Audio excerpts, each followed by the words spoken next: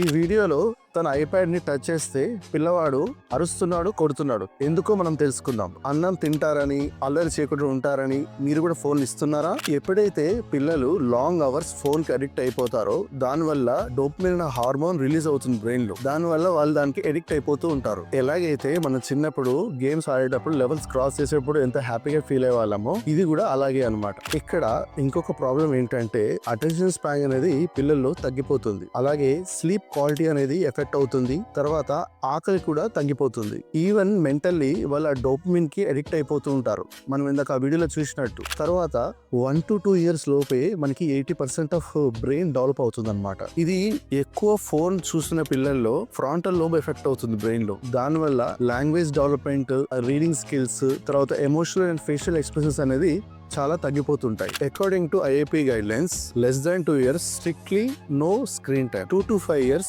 Maximum 1 hour మనం చూపించవచ్చు. అది కూడా పేరెంట్ పర్యవేక్షణలో. 5 to 10 years మాక్సిమం 2 hours చూపించవచ్చు పర్ డే. అది కార్టూన్సే కాకుండా రైమ్స్ అండ్ ఎడ్యుకేషనల్ కంటెంట్స్ చూపించండి.